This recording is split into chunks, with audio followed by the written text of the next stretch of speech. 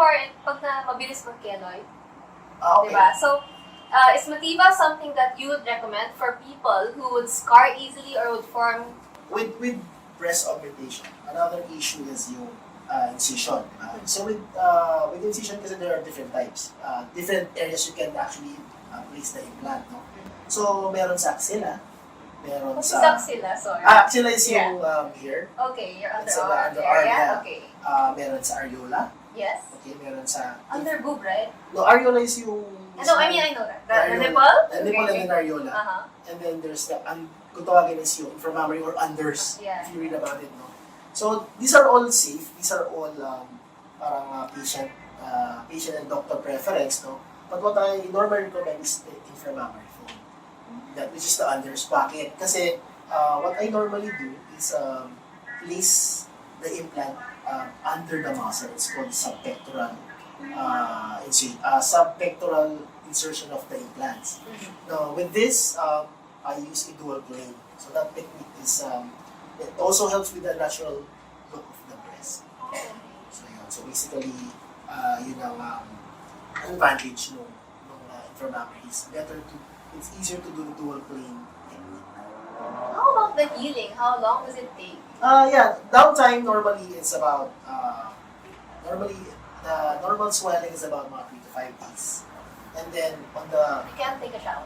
When ako ay allow Okay. because it's in the Philippines, medyo humid dito no? So, but normally, di ba, ayaw na napapasa yung wound. Yeah, Ako, okay naman na you can wet the incision, and then as long as you, after you apply ointment on the wound, antibacterial cream on the ointment, which is also included in the package. You apply it in the incision, and then apply gauze, and then so that it will make clean. It's sterile. Okay, so and then after that, how long that I'd have to come back, like you said? Yeah. So basically, because there's going to be stitches after it. Yes. So I don't just leave you absorbable stitches. I leave merong unabsorbable. So you have to go back. So I normally take it out on 7th day. Oh, okay. Yeah. So and then at the 7th day, you can actually do normal stuff, but all strenuous activities will be only allowed 4 weeks after the surgery. 4 to 6 weeks. So you still have to take care of your breast. You still have to you cannot do like No gym. diving. No. I mean gym you can do like walk, but not like yung Jog. Jog you can do pero like jogging lang. Okay. Pero after taking out the stitches, Yes. yung strenuous like yung mga for example yoga, like yung mga boxing, 4 to 6 weeks pa yan. Yung mga talagang yung full workout. Oh, okay. With scarring again, since this is a very elastic, as you can see, very elastic, no. With the incision per se. Yes. Yes. So again, what I normally do is inframammary fold incision. No? So since it's very elastic, you can do like small incision only, and you can actually put it inside easier kasi it's more elastic and very durable. So yun. So you can see, you can feel it actually. Yeah, it's a more natural feel. And a lot firmer than Yes, correct. Yun. It's really nice. Okay, so another good feature of this implant, yung Motiva implant, is that I won't go into the molecular level, no? Pero they claim that it's true monoblock. So, true monoblock shell, meaning that, kasi you can see para siyang, round siya, no? Yes, So, parang dome shape siya. So, yung strength ng shell, it's evenly distributed in all areas. So, that's why it's very elastic. You can see. So, para siya kahit It feels like it's so stable in all sides. Yeah, oo. Oh, man. So, Okay. sobrang matibay talaga to. That's why, since I've known Motiva, ito na talaga yung recommend ko talaga for now.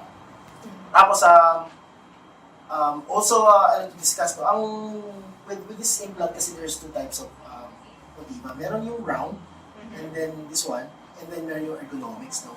So, they have actually the same shell. Pareha sila ng shell. The difference lang is that ang round is that it will stay round if ever you stand or you lie down. With ergonomics kasi, para siya it acts as a teardrop shape. So the viscosity of the silicone is much different. So parang it's much less viscous. So if you stand up with the ergonomics, it will look more like a teardrop shape. Like the natural swell Yeah, of the natural breast. fall of the breast. But if you lie down, it's gonna be this round. Oh, So that's why it's very, talagang, this is the high-tech na. Talaga yung, right now, the next generation. That's the Yeah. cutting edge, kumbaga. I agree. Especially I see that there's a little QID Yeah, here. QID yan. With Motiva, ang isa pa niyang added ano siya, is that kung makita mo, meron siya nung Yeah. QID.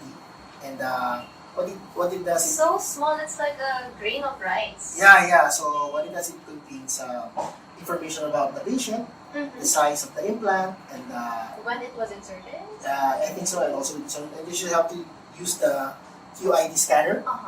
Even inside you, just QID it, swipe it, or scan it.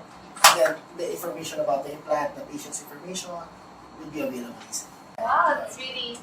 So this is like your most recommended. Yeah, right now. I actually use a lot of implants, but again, since Motiva is now available in the market, it's really what I really recommend